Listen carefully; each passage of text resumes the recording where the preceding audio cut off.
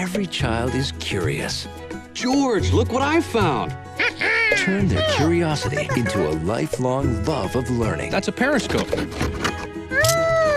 It's one of the most important gifts you can share. Create a curious reader. Oh, you want to build a castle like that one? This is super bedtime reading. Share a book together today. Visit read.gov.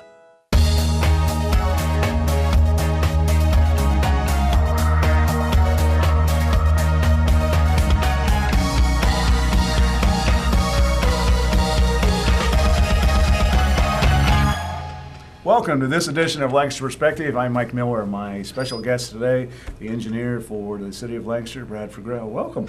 Hi, how are you? I'm glad you're here today, buddy. Well, thanks for inviting me. We have a lot of activity going on in the city, which you're well aware of. But let's talk first about the engineering department itself. What people say? Well, what do they do? Because you wear a couple different hats there. Right. I'm the city engineer in charge of the engineering department, and then also I'm the chief building official, so I'm in charge of the building department. We're located on the same floor because we do interact with each other quite a bit, so that's kind of a good mix there. So we're right next to each other, so if things cross over, we can talk to the right person. Don't have to send anyone to another building or something. But for engineering, obviously we keep track of all the public works type projects, public construction, water lines, sewer lines, storm sewer, street paving, that kind of work. Like say, as in the building department, we regulate the private and commercial construction. So anybody doing, homeowners doing remodels, new houses, to tract builders building tract houses, or to commercial end users, building like Walmart or those kind of things, where we will review those projects and inspect them. So what led you? Because just a little background: graduated of Cal State Fullerton, right, California, and migrated back to Ohio. And what led you to Lancaster? Like I said, I worked about 10 to 12 years in California after I graduated from college, in bridge design and building department work. And then I accepted the position as state bridge engineer for Ohio DOT in the central office there. So we ended up picking up the family and moving, and that was about 19 years ago, and we're still here. So that's what got us back to Ohio. I know there's a lot of activity going on, and people are talking about the Main Street project and all. It's actually going pretty smooth. I mean, it's fourth or fifth week? Yes, so this is the end of the fourth week. Like I say, the project started on April 7th, we made the decision. Obviously, people think about projects that they're just real quick. I mean, we've been planning this whole. all the state routes are getting paved in the city, not just Main Street. Right. So. We've been working and planning this for probably about 3 years with ODOT, in conjunction with ODOT. So it takes quite a while to develop a project from inception to actually go to construction. So that was one of the questions that I've been asked by a couple of people I told you were coming on. At what point in time did you start to do that? You said about 3 years ago. Was that just a ballpark? It's generally like, say, when you get ready to start doing a project to do the design and get things ready and start the initial programming to the actual construction is about 3 years until it gets wrapped up. Is there a pecking order of how those jobs are done? If 52 counties submit something or cities and say, how do they prioritize? It depends on your funding source. Obviously the state route paving is obviously a state route, so the ODOT is involved in that. But then when it goes through a municipality, the municipality has to share in the cost associated with that during the project. And obviously ODOT works with the other municipalities that they go through. So the ODOT uses their money, federal money that they get, and then the city has a thing called STP, which is State Surface Transportation Program, where there's money that comes from federal highway and it gets split up to municipalities and jurisdictions. So we get approximately a little over $500,000 a year in that program. Wow. So what we do is we can use that money to match. Like say we have to pay 20%. Usually the mix with a state project is state pays somebody pays 80%. It's not necessarily the state, but Right. gets paid 80%, and usually you have to come up with 20%. So generally, that's where that money goes. That 500,000, we'll use that, leverage that money, and put it toward our 20% match. And then there's portions of this Main Street for the downtown portion where we wanted to change Main Street in the downtown area to all concrete. Now the state would just wanted to do asphalt, keep it like asphalt, mill it off, Right. and put it up. But we've had a lot of trouble down there with rutting and humps and bumps, and so we said, well, we want to do a nice 10-inch thick concrete pavement. How through difficult downtown. was that to convince ODOT that this is the way to go? It's not that difficult because we just have to pay for the extra. There we go. So as long as we have the Okay. I'm money. with So you. basically, they Yeah. figure out what the cost is to do a 3 Right. inches of asphalt, Uh-huh. and then they figure out the cost of what it is to do concrete, and they Right. just subtract the two and say you have to pay the You have to pay difference. the difference. And this concrete should last how long? I mean, No, at least 30 years. 30 I'd years, say. Like which I is say, ab- that's good compared to paving. You're gonna have to be in there a lot. with Right. Asphalt paving. So, like I said, it's a full 10-inch thick concrete pavement. So it's a solid section. now the project is about 5 weeks into it. How long until it's completed? About 4 weeks into it, yeah. Okay. So, yeah, right now, like I said, we had a few rain delay days here, the beginning of this week and stuff, So, we jumped into it real quick at the beginning, kind of ran into some problems with some of the existing concrete under the bricks was thicker than we thought, so we had to kind of do, scramble and figure out what we wanted to do with that. So we decided to take everything out completely, and we had to pay extra money to fill back in, obviously, that Right. portion that we took out. But so today they're actually, I think they're pouring the last curb lanes on the section between Columbus and Broad. So basically that section will be totally done today, except for the crosswalk at Center Alley. And then they're pouring, right now when I left I saw them, they're pouring one of the curb lanes going up the hill to High. So they should be done with that today. So the only thing they have left is just one curb lane coming back down the hill from High back to Broad. So they suppose they're going to do that Wow. Monday. So that'll be done, and then the only thing left will be, they pulled up all the bricks. People see Right. there's bricks in the Right. intersections, Mhm. and that's just like 4 inches of brick with a little bit of asphalt under it. So they pulled that up, and we're going to actually pour a red concrete in there Really? and actually stamp it. They have a stamping process where it'll be actually deep relief. It's not just going to be a Yeah. surface thing, where it actually looks like brick. Which is going to last longer. So that's going to be, they'll be able to finish that last part, and then they just do their pavement markings, and then we'll be ready to open back up. So the 6 weeks was scheduled to be May 16th, be the opening. So I think we're real close to probably hitting that. Now, I know we had detours and all those things. They've worked out pretty well. I mean, Yeah, it seems like, obviously people in town, if you go on 6th and Fair, you notice that people have, that's their alternate route. Right. So they don't necessarily come all the way downtown and go to Chestnut like our detour says and use Chestnut to go east. They cut over before that, but mostly out-of-town people are using that, and it hasn't been that bad. I think people have found alternate routes to get places. And I've seen some semis go to make the turns and all that. They're doing them. I mean, people are pretty well. If you see a semi trying to make this big turn, they back Right. up. And Well, we try and keep obviously our stop. People notice at some of these intersections, we keep our stop bars where the car is supposed to stop, coming the other Right. opposite direction back a ways because the trucks have to swing pretty wide. And we've changed the signal timing at Chestnut and Memorial so that people can, that left turn lane is pretty short, but people can get through the intersection. We put some more green time on the arrows and things like that so that it works. But so to me, it's surprising. Only hardest part is if I have to go across the street to the post office at work. It's hard to get across the street now. There's too many cars. well, I know that's the biggest project that's going on right now, but there's other projects that are happening, but they're with levy money. They're not the same. Right. We, like I said, we're fortunate enough that the residents of the community voted for our levy, street paving levy, which is going to generate about $2.1 million each year for the next 10 years. Last year, so this is our first year. We have a 2014 street program. It went out to bid. It's been awarded to Spires Paving. Oh, okay. Yeah. A local firm. Sure. So they got that at approximately a little over $1 million worth of paving this first cycle. And that we're going to get ready to sign the contracts here in the next week or so and potentially start the project in the middle to the end of May to get the paving going on there. And then that's potentially, that's about 55,000 square yards of pavement. approximately 3 miles of centerline roadway that's going to be put in there. And obvious question is, how do you determine what streets get done first? The first cycle this year was just basically we tried to focus, a portion, on one side of the town, and we're gonna like on the western part of town, and then we're doing some alley work on eastern side of town. So we didn't want to do them all together. Right. But right now I have a request for proposal out for engineering firms to actually come in and actually get a rating of our pavement, all 200 miles centerline miles and 40 centerline miles of alleys.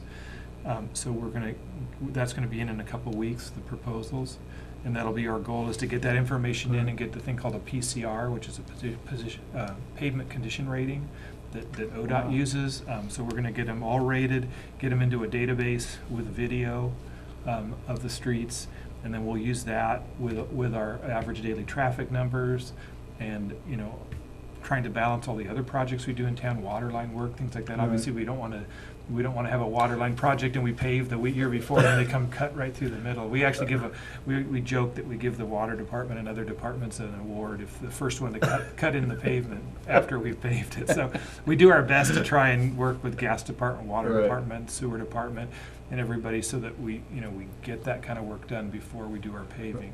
Now, do you guys have like a monthly meeting or weekly meeting to talk about all those things, or how does that correspond, or is there? No, like I say, we just have general coordination. Like I said, all of our department heads are really great to work with, and when we talk to each other, whenever we think something's coming up, we'll canvas out and talk to people. And we obviously do get together when we're getting ready to plan our projects for next year for paving. Obviously, we'll use our new data that we have. And obviously, the biggest thing is, and people talk about, and that's one thing I'd like to get out is, certain portions of pavement probably are worse than others, obviously. And how often do you hear that? Do you get to go to city council? Do you attend city council meeting? I get to do that. That's part of my job description. I spent 3 terms on the city council, and I remember when paving, people would come in and say, well, this hasn't been paved since Aunt Ida was alive. Right. I guess what it comes down to is like the way we're gonna pick pavements from like say year 2 and on is like say using this condition rating data combined with the traffic data, and those go hand in hand. Because like I said, if you have a small cul-de-sac that's a dead end, and it's got really bad pavement, but there's only like 20 cars a day that use it, so you're probably not going to be high on those. You might be the worst pavement in the city, but we really can't allocate funding toward that. We're going to allocate it on a street that maybe has 6,000 cars a day that drive on it, and maybe might be in a little better condition, but it's got so much traffic, it's kind of more bang for your buck type thing. I think people need to understand it's not a political decision. It's not somebody, absolutely. somebody walking in and saying, no. I don't. Someone doesn't just hand me a list and I do it. No, that's what this objective database is, and that we're going to have a process that's kind of transparent and obviously it's based on data selection, not seat of the pants. I think we should do this one and that one. So you'll have to bid jobs out every year for the next 10 years, or correct? Yeah. We perceive obviously just doing the levy paving program. One job per year. They can be spread out across the city, but our plan is basically to do one contract a year. Obviously, we like to get it bid out as early as we can, with enough head in time to make sure that we get good prices. If you wait too late, then a lot of the paving contractors are already committed, and so they'll increase their price because they don't really have the staff or the time to do it. But if you pay them enough money, they'll find a way to do it. Yeah. So this 10-year project will that redo 60% of the streets, 70%, 40%? It's really hard to tell, and that's one thing I like information like to get out is that the program of $2.1 million, like I say, the paving for the state routes just inside the city limits is approximately $7 million. Wow. So it's expensive to pave. So there's no way we can say that we're going to do with $20 million over 10 years that we can do 200 miles of pavement in the city. But what it is we're going to make sure that pavement we keep on top of it, we maintain it so that it lasts longer. When the cracks, after a few years, if cracks open up, you do preventive maintenance where you actually go out and seal those cracks so the water doesn't get in there, and it makes the pavement actually last longer. So we'll balance that preventive maintenance with new work, and like I say, we'll do as much as we can with the money we have, but there's no way that we're going to be able to repave every street every 10 years.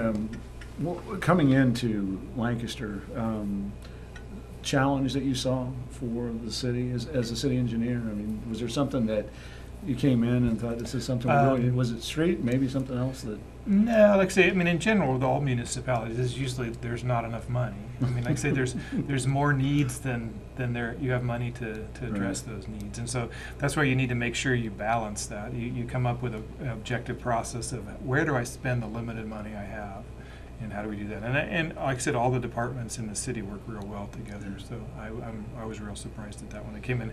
Other places I've worked at, there could be adversarial relationships, but everyone in the city is on the same page and on the same team. When you look at, I know we talked about street paving for a little bit, but all the other functions that engineering does, at some point you come to a conclusion that, okay, I have to allocate 80% of my time over here and 10% over here, and is there a breakdown of where you spend your 60 hours a week? Yeah. You work? Well, it's hard. I actually did that recently. So we all talk about it because we are a limited staff. We don't have a lot of people, and like I say, we laid off people several years ago, and we haven't rehired anybody. So the issues we talk about, I come in the morning and I have a whole list of stuff that I think I'm going to do, but by the end of the day, I might have marked off 2 things off that 10-item list, and I've been at the front counter, I've taken phone calls, and you just get pulled into many different directions. So sometimes you have to actually focus. You have to try and focus on certain things that obviously you meet your deadlines. Back to street paving for just a second. When this is all done, this 10-year project, will you start again to look at more grants or when the levy goes? Yeah, at 10 years, obviously the plan is before that is to try and renew the levy, because obviously we need a dedicated funding source. Now, do you like that aspect of being the city engineer, that you're actually campaigning? I know Brian Kuhn, the service safety manager, and Dave Smith, but do you like that? Yeah, like I say, what I like to do is I at least like to provide the data for everyone who's out doing most of the campaigning, to show that there is a real need. And I think that's one thing with the street paving is, everybody uses the streets and they understand the conditions of the streets. There are certain other things like, they don't see a water line, they don't see a storm sewer. When we say, oh, those storm sewers are crumbling and we need, stormwater money to fix them, everyone doesn't want to pay stormwater fees, but that's what helps maintain the full system of the stormwater. That when the water leaves your property, it gets into a pipe and it goes somewhere, and we have to make sure that all those pipes work to get it to where it needs to be. And maybe people don't understand that because they're all hidden. Is it difficult when people come in? Because you get complaints all the time. It's a fact of life. Somehow the engineering department is right at the top of the phone book. Is that it? Many issues, and I don't think it relate to the engineering department, but we try and get everyone directed to where they need to be. But I enjoy that. I like to try and, like I said, get information for people. Most people, sometimes they're upset. But when you actually, tell them the reasoning behind it, explain it, then they're like, oh, okay. Well, I heard from so and so that that's not what it is. This is why we're doing it. Oh, well, I guess that makes sense. Have you ever been in a situation where somebody has said, I want you to come out and look at this pothole or look at this, and you've gone to their residence or whatever it may be? And oh yeah, myself and staff, we go all the time. And we talked earlier. There was a layoff a couple of years ago. How many people do you have in the engineering department right now? Right. Engineering department, we only have 3 people. Including yourself? Yes. So we're very lean and mean. It's like, and we have a lot of work that we do. So who else is with you besides? Well, I have the assistant city engineers, Mitch Nolan, and our city engineer, or assistant city engineer, Rick Mark, just retired after almost 30 years, just in fact, a couple months ago. So we had hired Mitch, who came from a local consultant, and the city council allowed us to hire him a little bit early, several months early, so that he kind of could shadow Rick and go over and understand some of the processes that Rick was involved with so that he could kind of jump in at the end now. And then we also have an actual field inspector, and then we share a administrative assistant with the stormwater department. And then our building department, we have 3 staff. But we supplement some of our staff with a plan review and inspection consultant. So that's pretty lean to run it. Yeah, no, there's no extra. It's like, get somebody to do that while you're looking at them. Right. It's me or him. That's it. That's exactly it. So if I guess as we live in a world of what ifs, if you had unlimited money, funding, what would Brad like to do, and what would he? It would be nice to, like I said, to get a little more staff, some more engineering staff, because obviously, we do use some consultants to do some of our design work and so on, just because we just don't have the time. And that's one of the questions is like, well, you've got engineers at the city, why don't you design that? Well, because we're putting out fires and doing administrative stuff all day long. We don't have time just to sit in an office with the door closed and in the design, complete design of a project. So that's why we have to use consultants. So I would like to be able to do more in-house design with staff, and also, there are a lot of things that we just don't have the time to do that would help improve the city. So if we had a little more staff, that would be. Now we do hire some interns, which help, some college interns, which give them some good experience. It's not that expensive, and they are real hard workers. So that helps us in getting some of the stuff, like when we need to get things scanned or plans scanned. We have all kinds of files and stuff. It's nice to get them electronically. Where now some of the issues now is you can just click on a database and pull up a file rather than having to get up and go search through 3 different file cabinets. And so the interns are good at getting those kind of things done. Do you get a chance to talk to other cities about what they're doing, or? Yeah, I'm in a group, a Central Ohio City Engineer group that meets up in Columbus, and there's probably about 30 or 40 cities that are in that group total, and they have a monthly lunch meeting that we get together and we share stuff. They have an agenda, and it's a real good springboard for, if you have a question, hey, we're looking at doing this, what do you guys do? And we send it to the moderator, and he'll send it out to the 30 or 40 different city engineers, and they'll say, oh, we have a policy we wrote on this, so it saves us time and effort on things where we get a consensus. It's like, wow, everyone seems to be doing that, so that makes sense, so we go in that direction a little bit, so that helps rather than kind of inventing your own things. When you first got into engineering, when you got out of Cal State Fullerton, and what did you want? I mean, what was your big dream? Did you want to redesign? Yeah, well, like I said, when I got at Cal State, I had my degree, Bachelor of Science in Civil Engineering, and my emphasis was in structural engineering. So luckily, I interviewed in school, and actually back then, when you could get jobs, I got hired by the Los Angeles County Department of Public Works, and I worked in their bridge design office. So I really wasn't focusing on bridges, but that was a good opportunity for a structural background, and that kind of started off my career. And yeah, my grandiose ideas was I'm gonna go in, and Monday morning I'll start designing bridges. Well, Monday morning I was sitting at a drafting table drawing plans. It's like I went to school to draw plans, but that was a really good learning experience to start with. Is if you can draw something, it brings up so many issues. And how does the bridge go together? How do things work? How do things get laid out? And it gives you a really good understanding for. That was the starting of my career. That's fantastic. Website, phone number, if people had questions about the engineer's office or the building department? Yeah, like I said, on the city website, I think most people can get to, if you just search, obviously, City of Lancaster, Ohio, you get to the main page, and on the main page, there's some buttons across the top, and one of the buttons says departments. So you click on departments, and then on the left side, it lists all the departments in the city. So either there's a click on a button for engineering, and there's a button for certified building and zoning. So you can get to all those. We have basically all of our forms and everything are online. Like I say, our phone numbers are on there. Like I said, the engineering department is 687-6614, and building department is 687-6649. We're always there for questions. That's the one thing I like to do, is that my building department hat is, if people are starting businesses or deciding to work on their house, it's, just a quick free phone call. Just call and see, find out what do I need? What do I have to do to get this process done? there's so many people who start projects and say, I didn't know. You Right, know, just a simple phone call for 3 or 4 minutes, and you could, you know, Mhm. start off on the right direction and maybe not spend extra time. It's always better to call ahead and Yeah, get to it. yeah, you know, even sometimes they even say, hey, I don't even need to look at that. Not that often, but you're the lucky one. When Brad's not working 70, 80 hours a week, what's Brad doing in his spare time?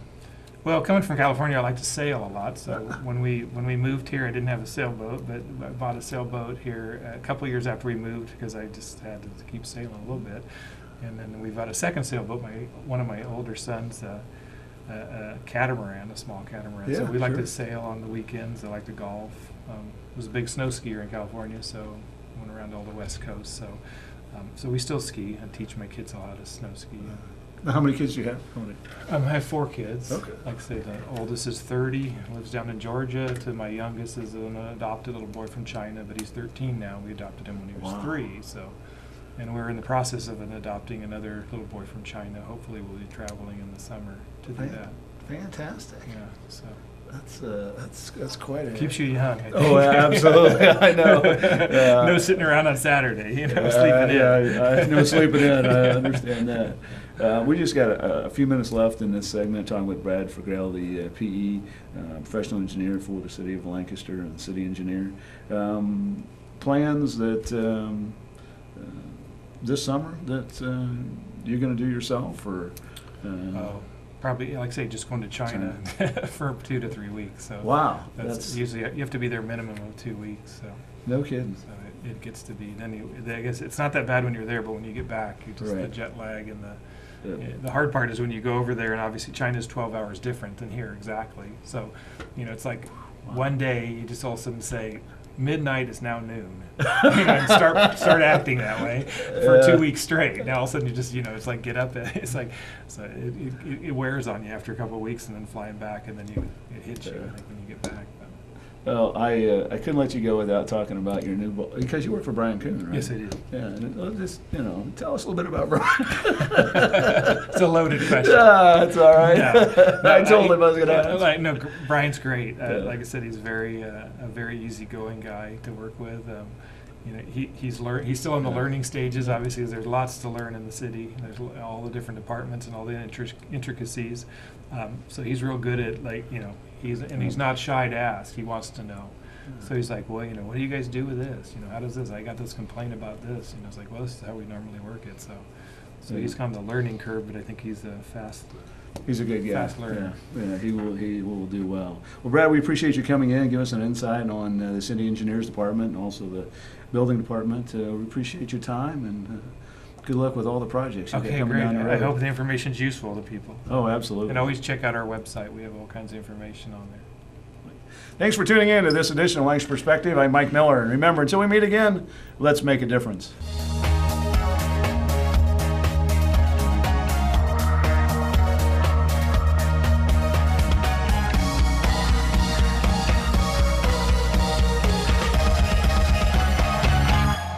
I can't say enough of how this center influenced me and the benefits that my wife got from it.